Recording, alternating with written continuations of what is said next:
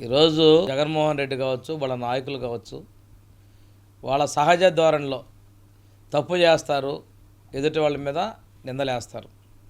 ఇక్కడ దాకా తీసుకుంటే ఈరోజు తిరుపతిలో కల్తీ నెయ్యి, లడ్డులు కల్తీ నెయ్యితో చేయటం, ఇది వాళ్ళ ప్రభుత్వంలో ఉన్నప్పుడే 2022లోనే ఆ రిపోర్ట్లో బేస్ చేసుకొని వాళ్ళకి ఆపేయకుండా దానికి వాళ్ళు కంటిన్యూస్గా అదే ఆర్డర్లు ఇచ్చారు.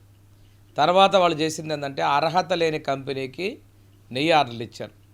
ఆ కంపెనీలో అసలు పాలు లేకుండానే నెయ్యిని వాళ్ళు చేసినట్టుగా మనకున్నటువంటి సమాచారం రిపోర్ట్లో నిర్ధారణ అయినట్టుగా తెలుస్తూ ఉంది.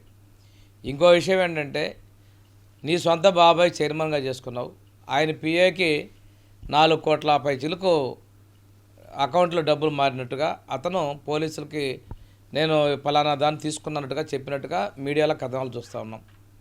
ఈ విచారణ ప్రభుత్వం ఆదేశించినప్పుడు మాకు సిట్ వద్దు, సిబిఐ కావాలన్నారు.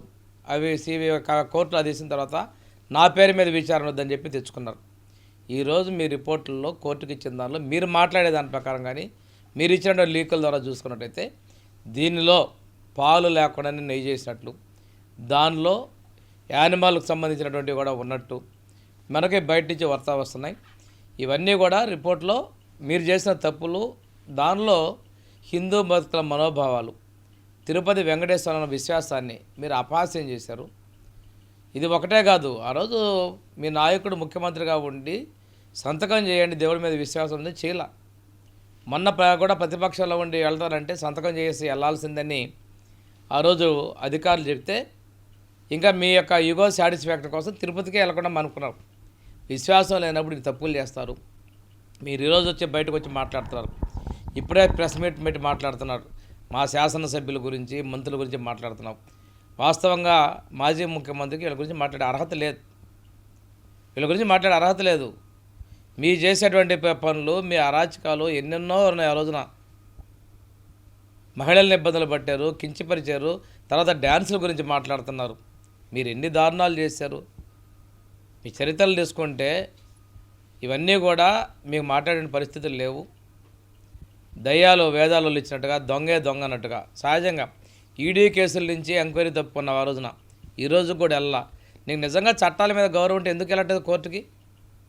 ఆ తర్వాత వచ్చావు, మళ్ళా వచ్చేసి కోడికత్తి డ్రామా, పాప ఆ సీనుకు కూడా న్యాయం చేయలేకపోయి నీకోసం నమ్మిన వ్యక్తికి, అది డ్రామానే.